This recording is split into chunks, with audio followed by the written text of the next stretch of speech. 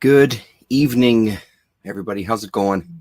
It's me, Comic Crack, and welcome to the rundown of kind of my favorite reads of 2024. This isn't in any particular order. This isn't stuff that there was one thing that was head and shoulders above everything else. This doesn't mean that everything I read this year was crap. I read a lot of really good stuff. Pardon me, Rasa and I had a chat on her channel this afternoon, going through kind of like our favorite reads of the year.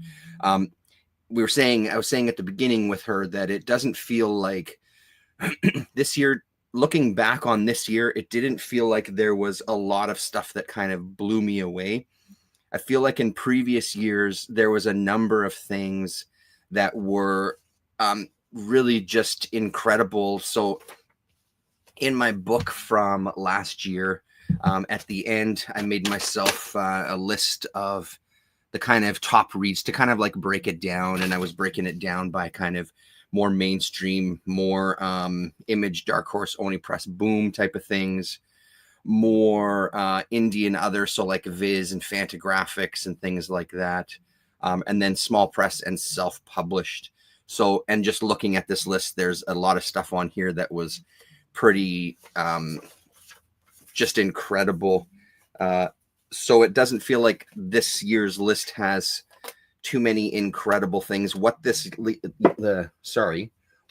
year's list does have, though, is just some like a bigger purchases to finish collections, collections from artists that I love coming out. Obviously, Richard Corbin's going to be one of those.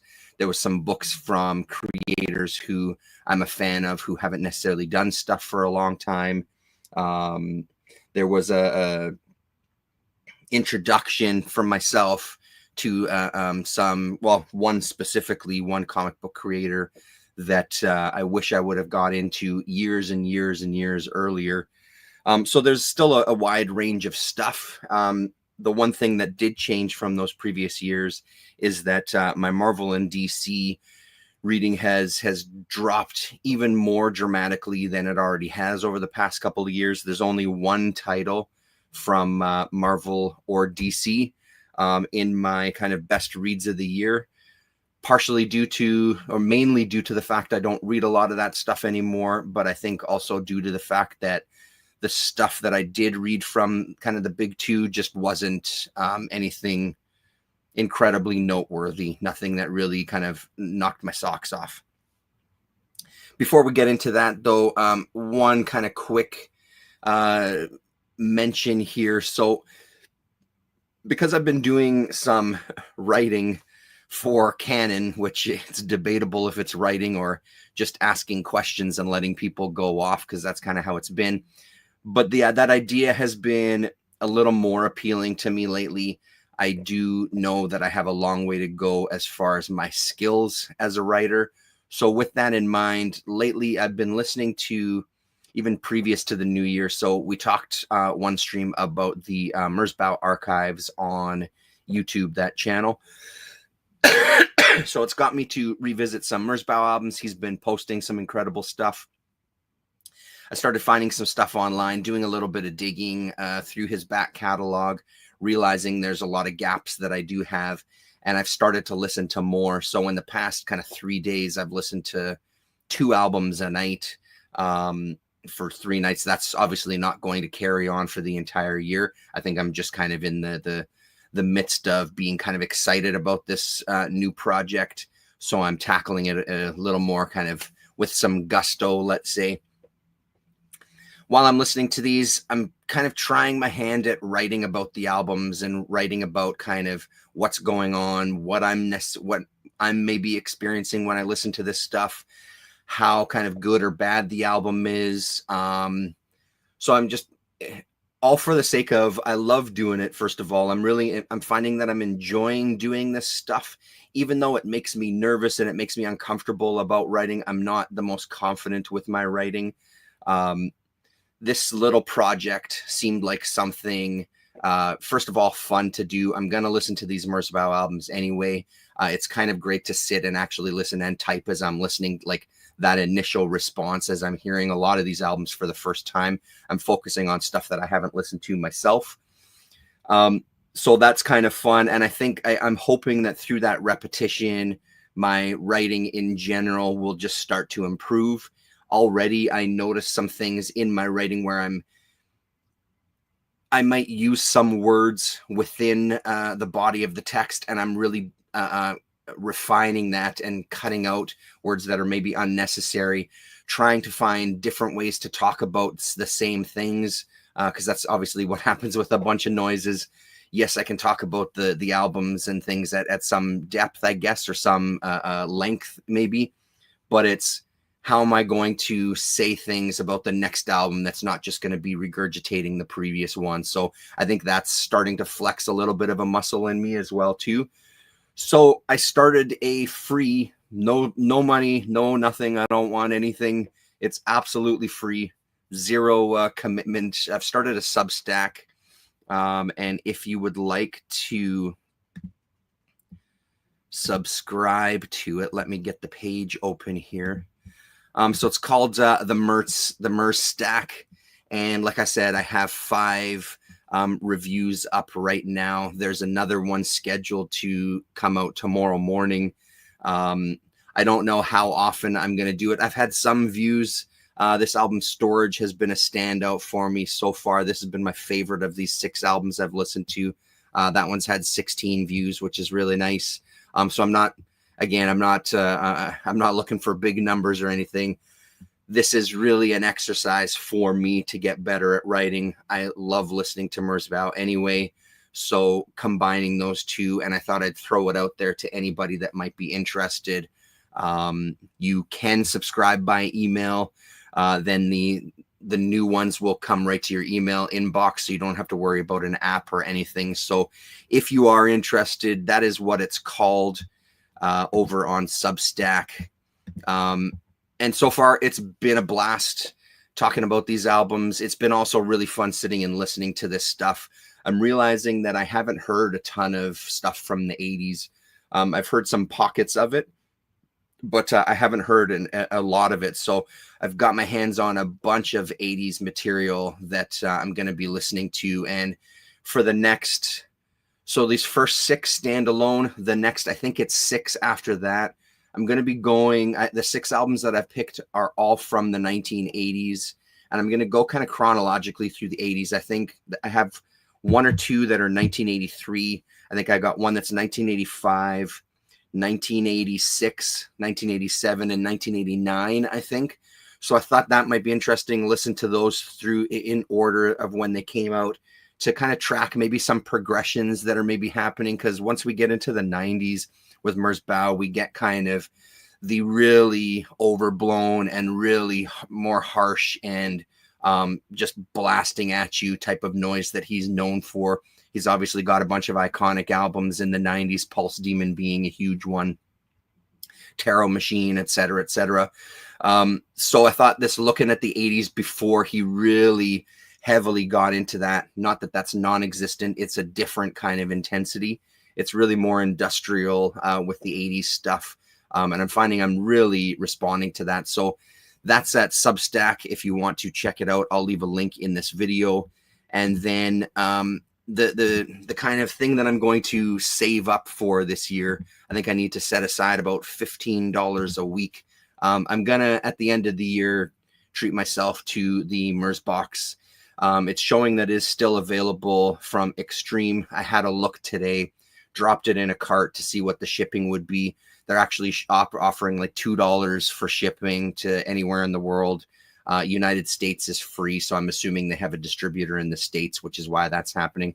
It's a pretty big ticket item. That $450, I believe, is the US price. So I'm going to start socking away some money, and when I've made it to my goal there, I'm going to treat myself to this. So hopefully by the end of the year, we can talk about the Merzbox, which I'm very, very excited about. I've been thinking about it since it came out in whatever 2000 or 1999. And I feel like now is the time. I'm very, very excited about this book that's in here. Over 100 pages of writings on Merzbow, the history, photos, conversations with other artists and things. So yeah, that's that side of things, and that's one of the things I'll be doing this year. Nothing else is going to change. I'm still going to do the comic stuff. I'm still going to be talking to Rasa. We're still going to be doing all these other things as well. But that is a something that I think is going to be fun. That hopefully get my writing kicked up a level. So on to the books. One of the things I figured I'd start off on.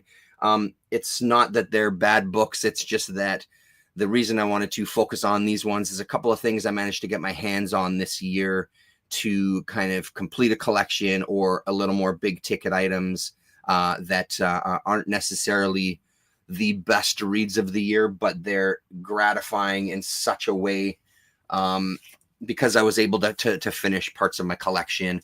The biggest one for me this year has got to be No Gigon, the hardcover from Humanoids, the final part of the Hollow Grounds trilogy that I was missing. So that includes Carapaces and Zara. So that is it. That is the trilogy. That was a huge score for me this year. I love Scoyton, as you all know, because I've talked about him so much. So goddamn happy to have this this trilogy in these nice kind of oversized hardcovers. So that was a really great score from this year. One of the other ones, which I won't take out of a box or anything, has got to be the Batman Year One Artist Edition. Really happy I got my hands on it. It's a gorgeous book. I sat with it with my son, and we had a look through all the pages, had some of the comics beside us as well, too, to do comparisons. There is a video somewhere on my channel and a couple of other channels, to be honest, where I kind of go through the pages of this, because I know that stuff like this isn't something that everybody can get their hands on. I'm not a huge artist edition guy. I have 3, and then I've got this oversized Thimble Theater, and that's kind of more than enough because they just sit here beside me leaning against the bookshelf. There's really no good space for them. As much as I love them, they're a little unruly. So yeah, I think that's probably plenty, he says now. So those were kind of the 2 big purchases. And then, of course, the Den catalog that has been coming out from Dark Horse, plus the Hellboy artist collection that focuses on the Corbin stuff, plus the creepy Corbin collection that I got my hands on, and all the other Corbin stuff I got my hands on this year. It feels like the ability for me to kind of collect Corbin has exploded this year, and I'm so incredibly happy and thankful for it. The Dark Horse editions have been fantastic. They look really great on the shelf. The shelf is sagging a little bit, that I've got to fix that. But it's been really rewarding, and I love that they're still going on with it. Den Volume 5 comes out. After that is Dimwood, which is the first, the first time his latest graphic novel is going to see print. So it was what he was working on before he passed away. So I'm really excited to see that. Some brand new material that nobody else has seen. One more volume of Den to get through before we get there, though. So I think those are it for kind of the big purchases. We'll kind of, I sort of have things in an order here. We're going to start off, we'll ease you into it. I think no surprise to anybody, the one kind of big 2 book that made the list this year was Zatanna, Bring Down the House. This was a 5-part mini series here. And thanks to hello, Bubby GTF, I need that Hellboy and the first Corbin they put out. I have all the Dens. Amazing. Yeah, that Hellboy is really worth it. It's a fantastic read. It's nice to have his stuff collected. And then the first volume of the Corbin stuff is Murky World. I don't know how easy or difficult that is. I don't know how much they've printed up or how much they've sold of that series. I'm assuming that it's doing well enough because they keep going on it. So Rasa turned me on to the fact that this comic was coming out. I had read some Zatanna in that. I should have looked. I couldn't remember it in the chat this afternoon either. There was that Blacklight special series that had come out from DC, and Zatanna had a story in there. And it was okay. That whole thing was just okay. The covers is what I was going for, but Rasa hooked me up that this was coming out. I had a look through the first issue when I saw it on the shelf and was immediately sold by the art. It's a gorgeous book. The story is serviceable. It's not mind-blowing, but it's good enough to kind of keep you going through the pages. So that's the one DC or Marvel title that made the list this year. 420, how you doing? And then we'll get into the third of the big three, I guess. Image Comics. Even though there's one more issue to go of this, they would really have to shit the bed on the final issue to make me hate the rest of the series. So I feel it's a pretty safe bet to throw Grommets on the list for the best reads this year. Genuinely funny, really great writing, some a time and kind of experience that I'm familiar with. Obviously, haven't gone through exactly the same thing that these people have gone through. I feel like it's a bit autobiographical for Rick Remender as well as Brian Posen, but it is such a good book. I'm thoroughly enjoying every single issue. I'm very much looking forward to seeing what they do in issue number 7.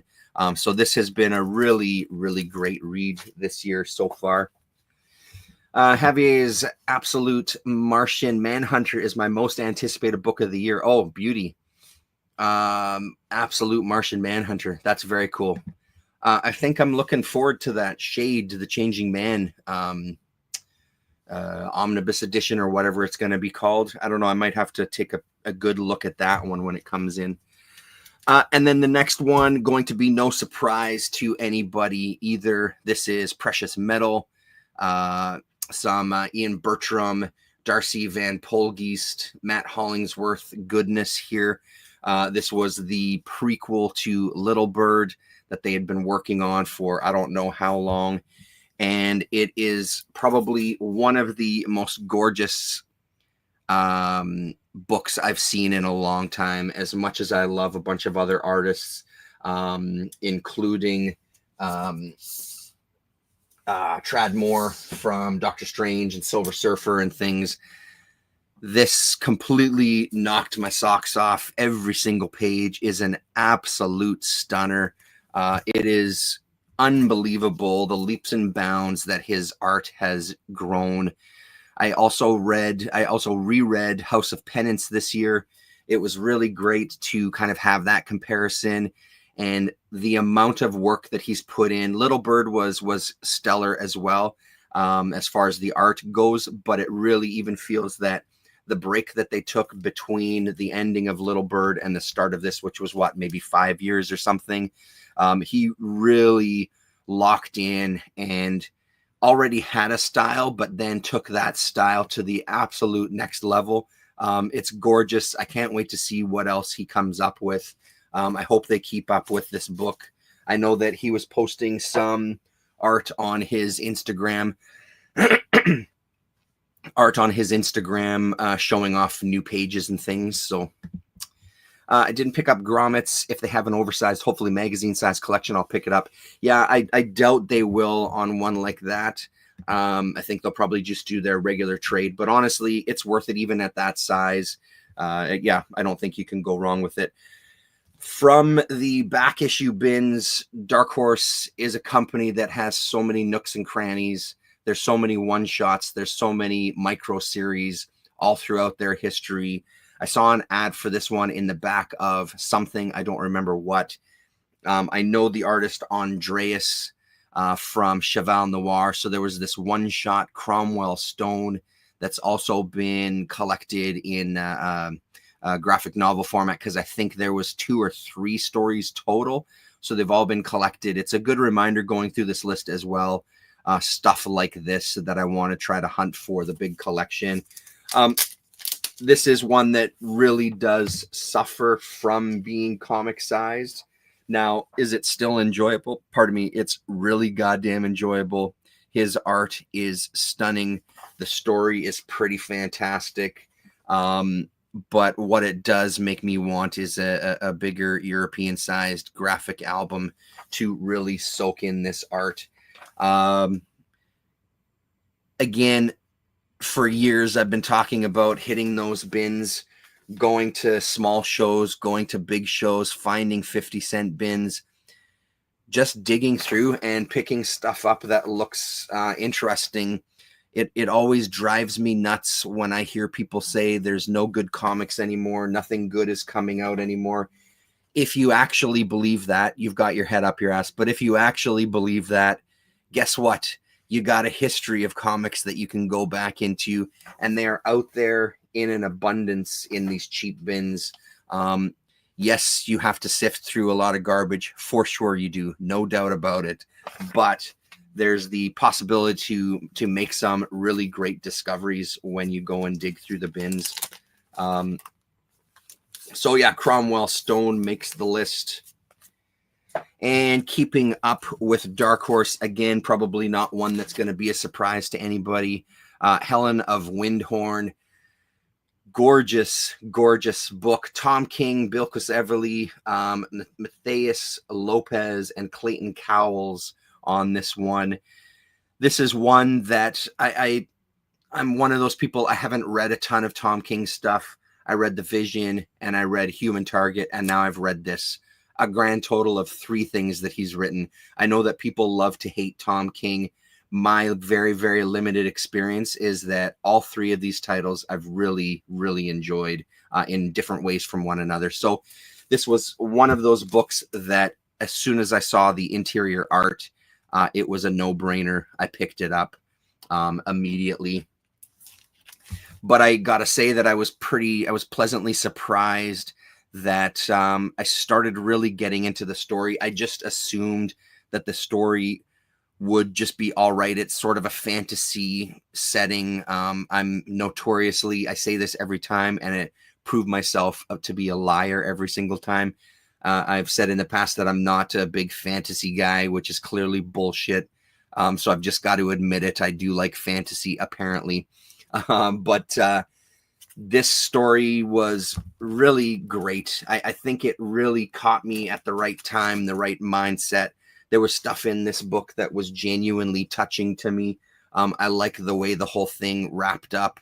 Yeah, I loved everything about it. So it was kind of a no-brainer that it was going to be on the list. It was also one of the very rare occasions that by the end of it, Rasa and I were really on opposite ends of it. She wasn't crazy about the ending. I loved the ending. I thought it worked really well with everything that came through. It did make her list this year as well, too. Another one that's probably a no-brainer, especially considering I think it was last year that The Many Deaths of Layla Starr came out, and that made the top of my list. Rare Flavors by Ramvi and Philippe Andrade is also on the list this year. It's just a dynamic duo that I hope that this relationship lasts a very long time. I hope every single year we get a mini series from these two, because 2 out of 2 is a great start.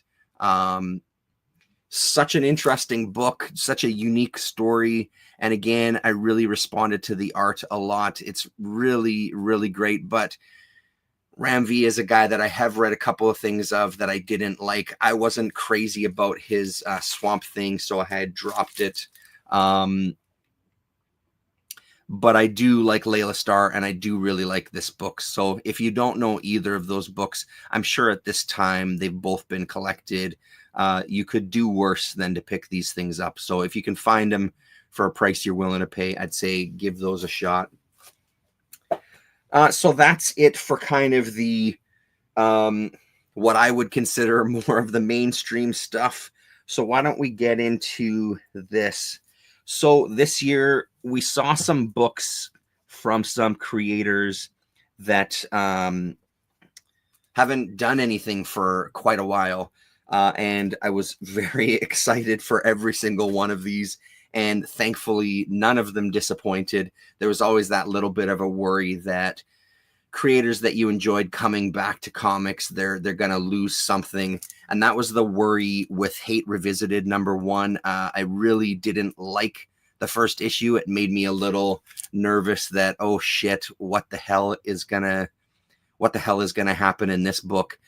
Thankfully, that was rectified really quick. And by the time I hit issue #4, I just found every other issue such a joy to be back into Pete Bagg's world. He has a way of, especially with Buddy Bradley and company, to welcome you. Hey, nice to see you. It's been a while since we've seen each other. Let's catch up and I'll show you my family and we'll talk about some things. And he really kind of brings you along as the reader. There's that, it just reads very naturally.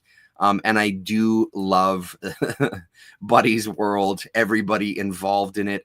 The only thing I would say, the only criticism I would say is that it felt like it was a part of a longer story. It felt like, all right, so that's the first chapter. Now we're going to do 30 more issues. And that's kind of what I would love. I don't know if he has plans to do anything else. I have a feeling this might just stand on its own, and that is absolutely fine. But fucking hell, man, it would be great if he decided to do some more. So very, very, very enjoyable, and huge nostalgia, obviously, for this story for me. I was reading this as it was coming out. You've heard the spiel before. So that was really great that Pete came back. Another one that was a really fantastic surprise. Shout out to Colin Blanchett. This is Delights, a story of Hieronymus Bosch by the one and only Guy motherfucking Caldwell. This was such a good goddamn book. Guy Caldwell is a favorite. I was so glad to see that he had something new coming out. I'm so glad to see that his line work is sharper than ever. Not only is it recognizable as himself, there's a little something extra going on in it as well. It feels like, again, an artist that's kind of leveled up a little more over the years as well. I'm so glad he was still interested in making comics. As much as I love his paintings and all of his art, I do love seeing comics from him. And I hope that this isn't the last thing, because this also turned out to be a really, really solid read. I really enjoyed this one. Yeah, I mean, look at these pages. It's beautiful stuff. So, yeah, Guy Caldwell, Delights, easily one of the best reads of the year for sure. And then finally, for stuff that had finally come out, of course, it is Joe Matt's Peep Show. I also threw this in there as well, too, the tribute comic to Joe Matt. This is Joe Matt's Peep Show number 15, and man, oh fucking man, was it good to read. I've always loved Joe Matt. When Joe Matt passed away, that was one of those that kind of hits you, puts you in a time and a place and gives you this perspective and all that kind of shit. So great to see this finally come out. It was being done, obviously, for years. Chester Brown had to step in finally and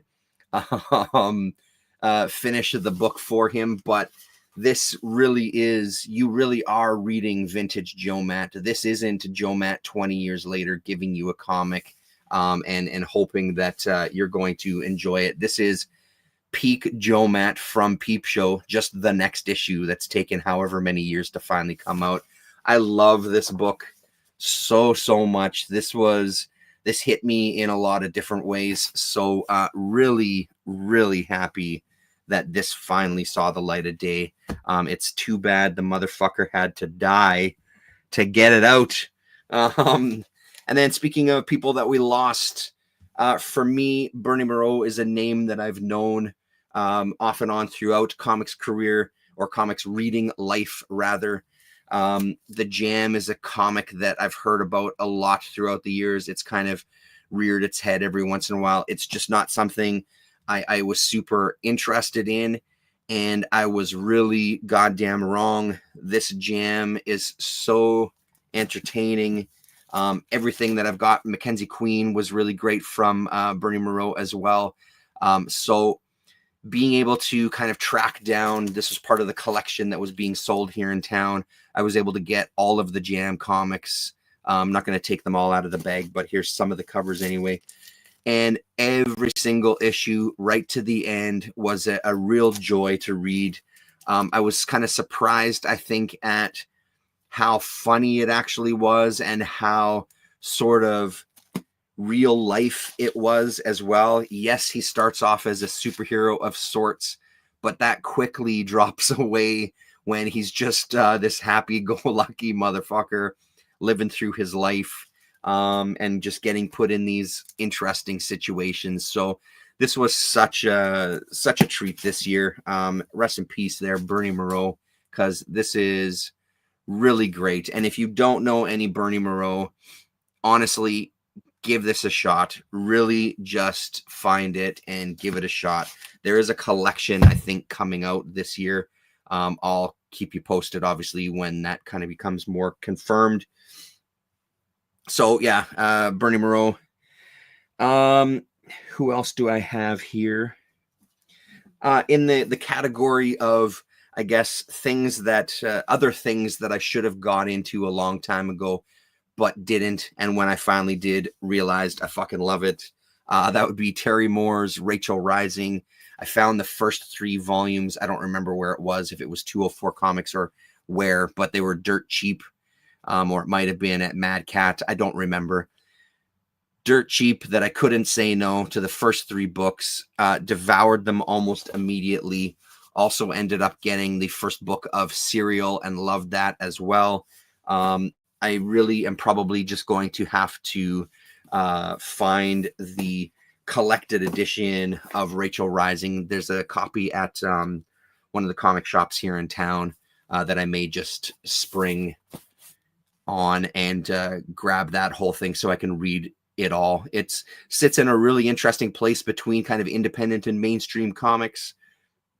I think that it's accessible no matter what side of that spectrum you might be on. Or if you're like me, who kind of read a lot of everything to some degree, even though superheroes are way on the decline these past couple of years.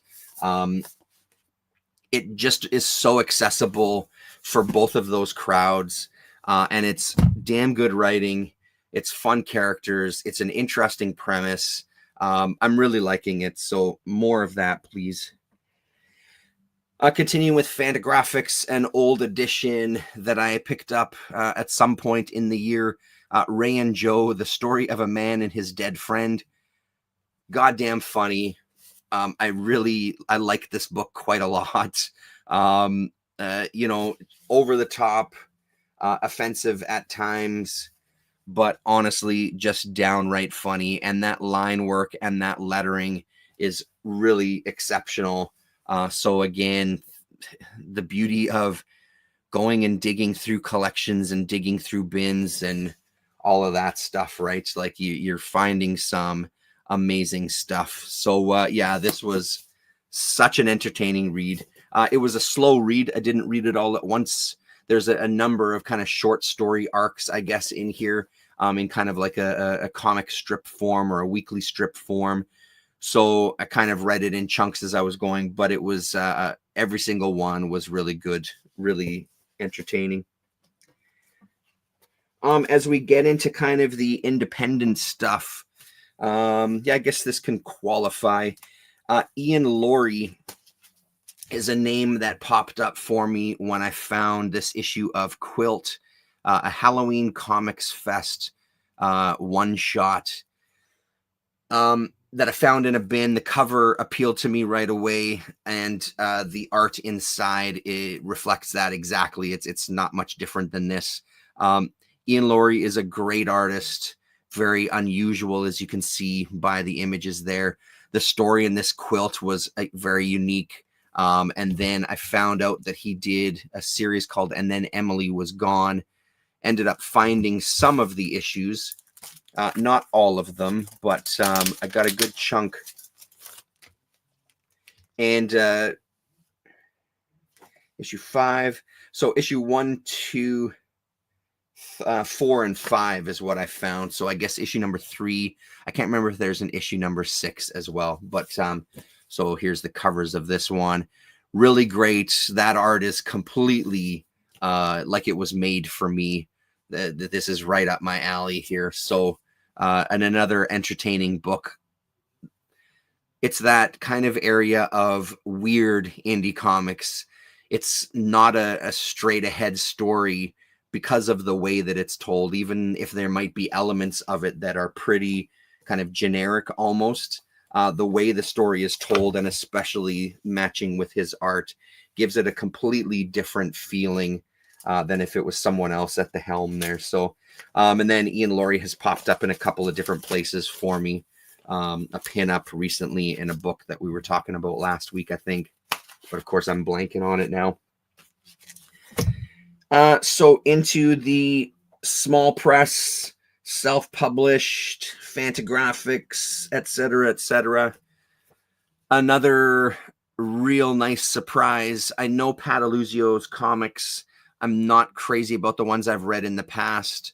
This is from Strangers Publishing, and this is thanks to Ash at 204 Comics, looking through their back issue bins, and I think this was there for, I don't know, $2 or something like that, maybe $3, I don't remember. But this is the second print of this story. The only reason I picked it up is because it was cheap. Even though I knew Pataluzio's name, there was something about this that appealed to me. I'm really glad I put the money in. This was a goddamn good comic. It was a good comic in comic making and storytelling kind of ways in comics, but it was also one that kind of took a turn that I wasn't really expecting, as it turned into kind of this horror movie, or horror story rather. Really good one shot, really good mini. No need for anything else after this. It ends very strongly. So this was such a good surprise. This was a great, great book. A local Winnipegger, Silent T, and his Silent T, or their Silent T comics. 3 issues now, and the Silent T stuff is so good. There's something about their cartooning that has a bit of a Bill Sienkiewicz feel to me.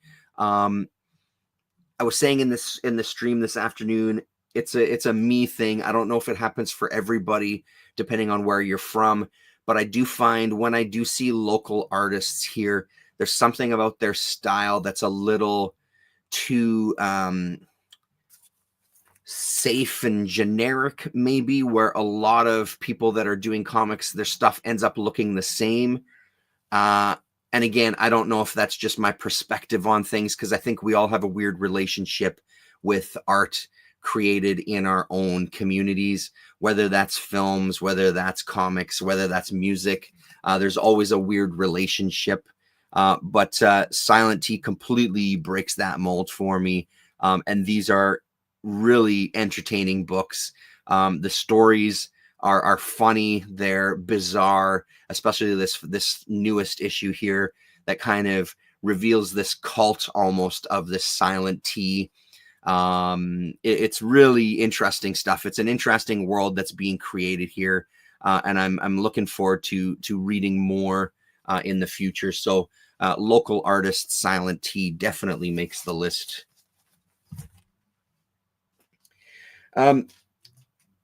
Gotta give, even though it wasn't maybe one of the strongest reads of the year, I did enjoy the book itself, but I wanted to highlight The Hammer by Daria Foruhar. I always struggle with that.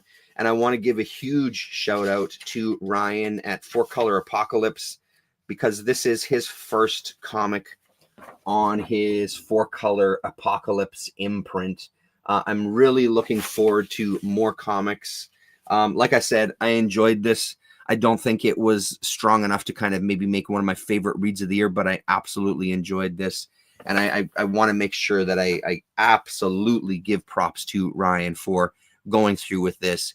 He's a guy who knows a lot about all sorts of comics, but he does have a genuine big love for independent comics.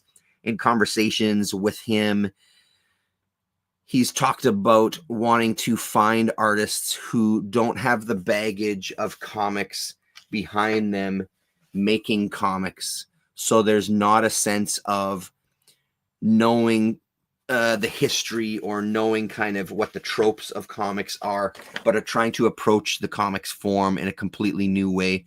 Not necessarily saying that that's happening with this book. There are some things that are different about the storytelling in this book for sure. But with that kind of perspective that he has, and again, the genuine love for comics that he has, I think we're going to be in for a lot of really interesting stuff from him over the next however long this imprint goes. So congrats to Ryan there. Again, in the self-publishing kind of world, probably one of the best anthologies I've read in a long time, because it was pretty much from cover to cover, solid work. This is, it's actually put out the summer of 2023. I only got my hands on a copy last year. Some of the names that I know: Floyd Tangeman is in here. Jasper Krentz is in here. Nate Garcia, Molly Dwyer, Dan Welch, Juliette Collette. Actually, Dan Welch was somebody I didn't know until here. And then a number of other names that, pardon me, I wasn't familiar with. One of the issues that I've had with some self-published works is that sometimes they lean into the kind of artistic avant-garde kind of side, which can be very rewarding. But sometimes I find some of the anthologies something that I just don't personally respond to as strongly as some other people. This one I think is great because we still get a lot of that very unique style from people, but it's done in a format where there seems to be a little more of a focus on, for the most part, kind of comics, and especially humor plays a big part in Clamp. And like I said, I don't think there was anything that I didn't really enjoy in this. There was obviously some standouts, and I think gun to my head, if I had to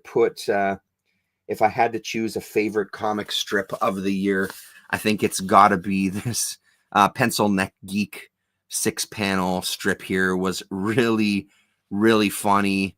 It just kind of had that sense of humor behind it that I enjoy.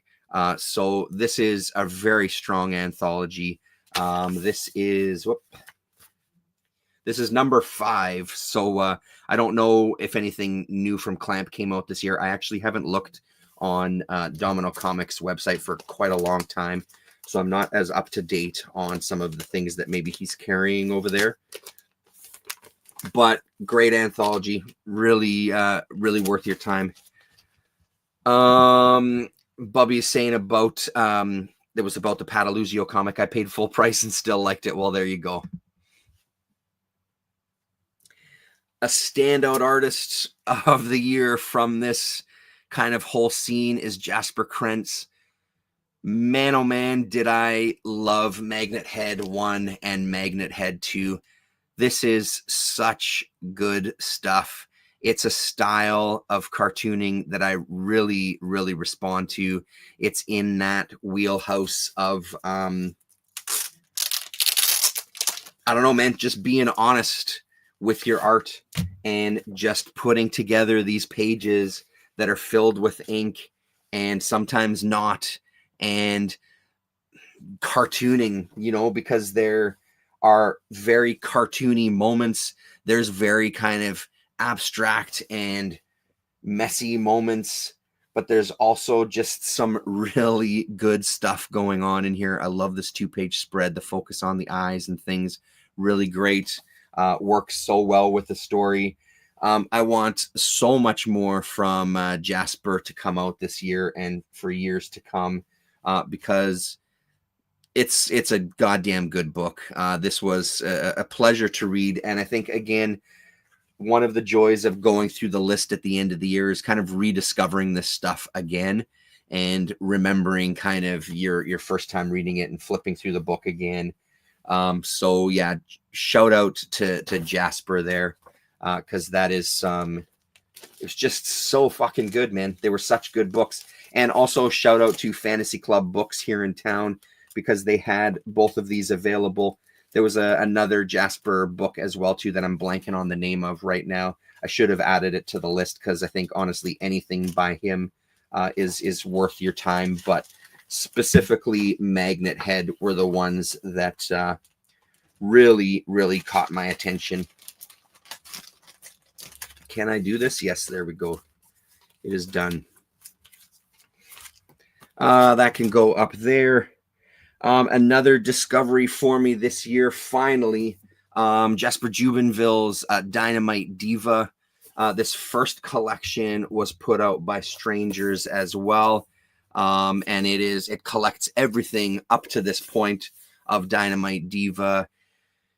A Canadian artist that I've known about for quite a while. I've just always missed the boat on Dynamite Diva. Again, I think shout out to Fantasy Club Books is where I bought this one as well, off the shelf there. And I love this book. I love the sequel. It's really, really fun, gorgeous art, but a really fun exploitation film style storytelling in this that kind of doesn't let up for the entire thing. So the amount of comics that are sitting here, and the fact that he did it, the fact that his mom helped him with the layout, the fact that they found printers and did everything themselves, I love it. Everything about it I love. So if you don't know Dynamite Diva, you really need to do yourself a favor and just pick something up, because I think that you'll like it. 420. So it is in a place, the store itself is called Riley Gray, and it's on Corridon Avenue. I think it's just after, if you're going away from downtown, it's on the right-hand side. It's past where Nucci's Gelati is. I think the next restaurant is the one that has the big outdoor eating area there. I can never remember what the hell that's called. But the storefront is called Riley Gray.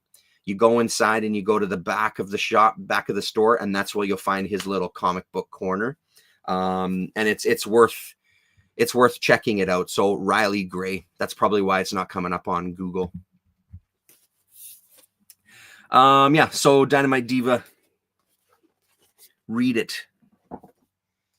And then these last two books, well, actually, no, let's go to these first.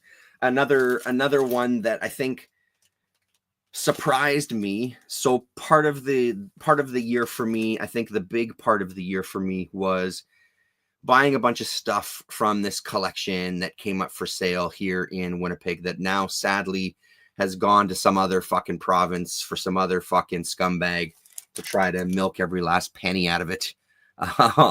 So I ended up buying a bunch of books, and the ones that kind of surprised me the most, because I thought it would just be silly, kind of smutty books, are these 5 books that I got from Cha-Cha Comics.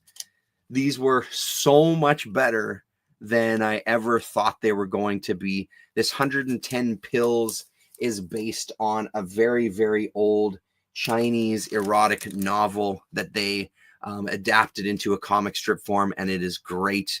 And that is by Magnus. I think it's a duo that, when combined,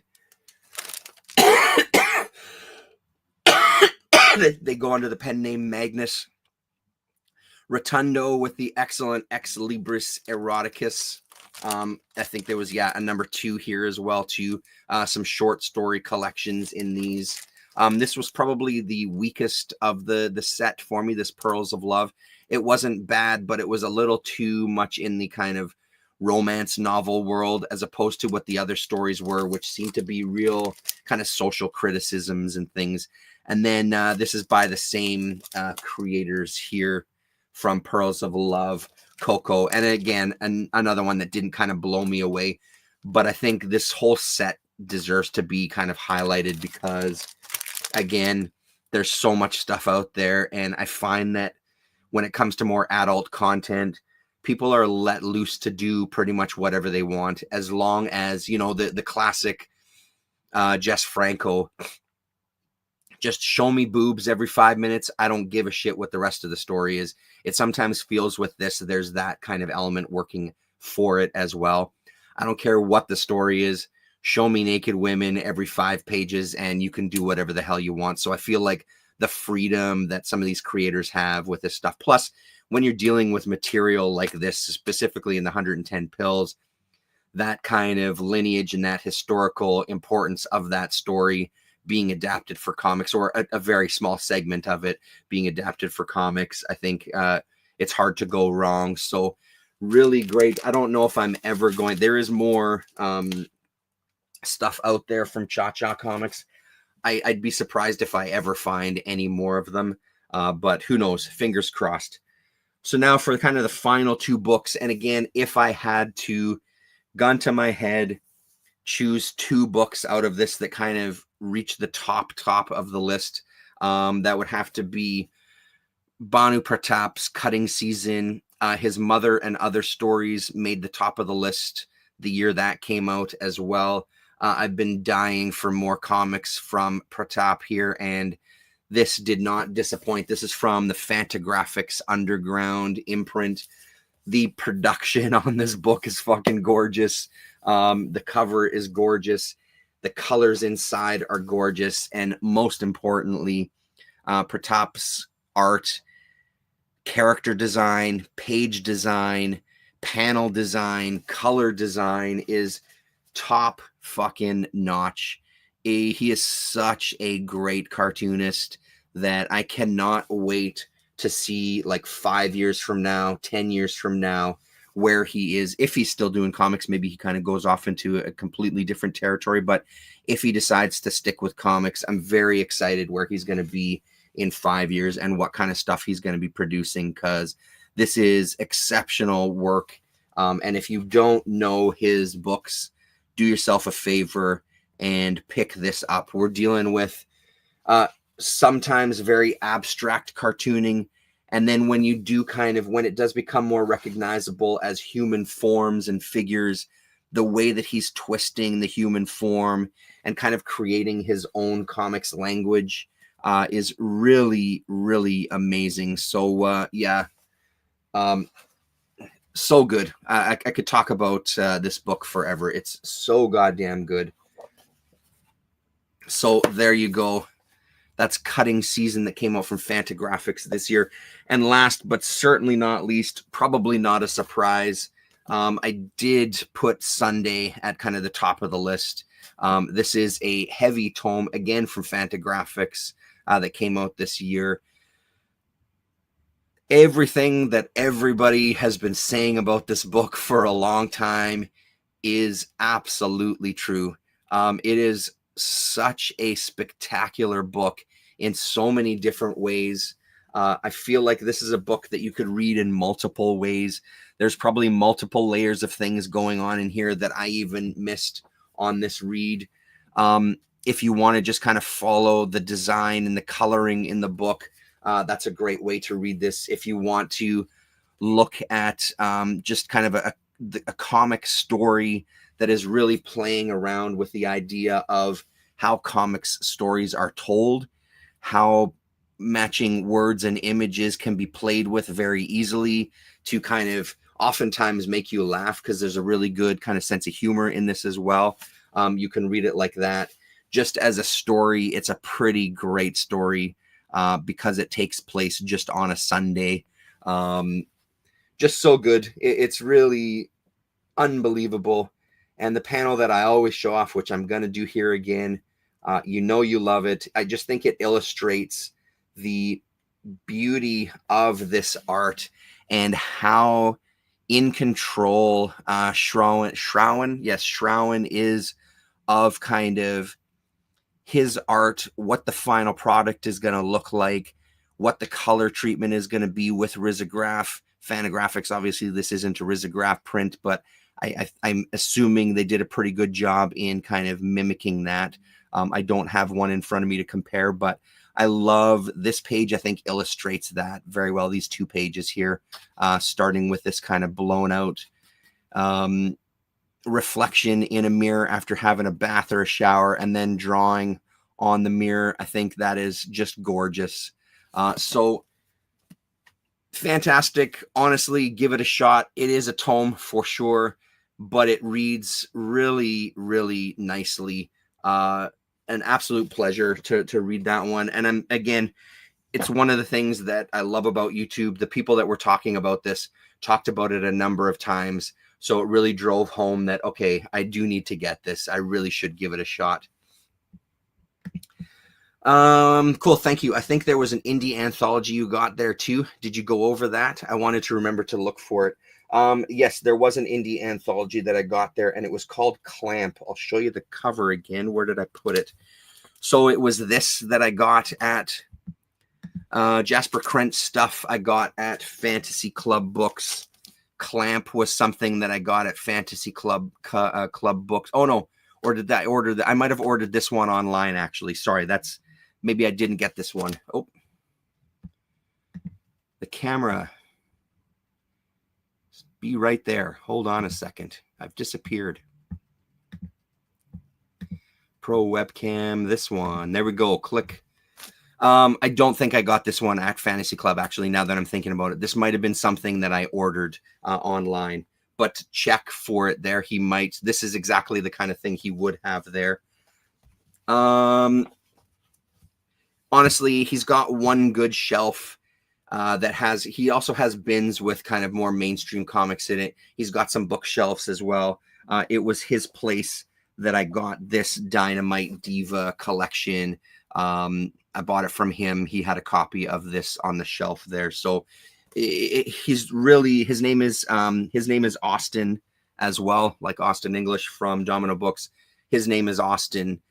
Really, really nice guy. Just a genuine love for comics. So if you're there, happen to be there on one of the days that he's working, he's pretty great to talk to. He knows a lot about this world. So because there was stuff on the shelf that I wasn't even familiar with.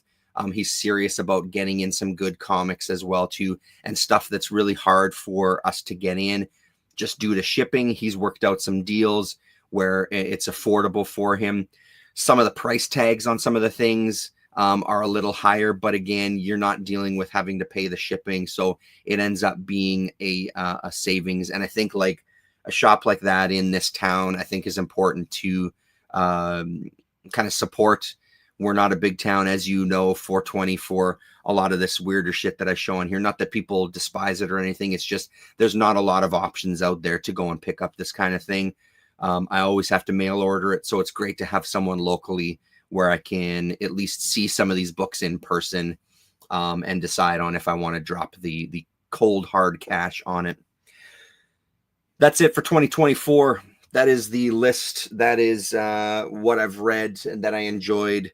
I did not make, like I said before, I did not make my 500. I made it to 480. The first year in quite a few years, I didn't make my reading goal, but that's okay because I still read a lot of good shit. What I'm looking forward to in the immediate future is in a couple of weeks, the first volume of Kamui comes out from Drawn and Quarterly. I've already got books 1 and 2 on my pull list through League of Comic Geeks a month or two back. So hopefully that comes in a couple of weeks if everything goes well. The last volume of Den number 5 comes out. After that comes Dimwood, the first graphic novel that has never been released or published before. So he was working on it before he passed away. It's finally being put together to come out as a one of the hardcover Dark Horse books. So those are two things I'm very much looking forward to at some point in the year. Thanks very much for watching this year. I appreciate everybody who kind of hangs out and listens to my nonsense week after week. Like I said, please go and check out the Substack. Even if you don't like Merzbow, hopefully there's something within the writing that kind of catches your attention. Like I said, I really want to kind of up my level of writing. Stick around for more canon this year. The annual has come out. It's on its way to me. I will absolutely be doing a video showing that. Maybe I'll reach out to Colin as well to see if he wants to have another chat. Maybe we can do a one-on-one. Colin, if you're listening, maybe we can do another chat when it gets here. Yeah, that's it. Right on, everybody. Thank you very much, and we'll talk to you.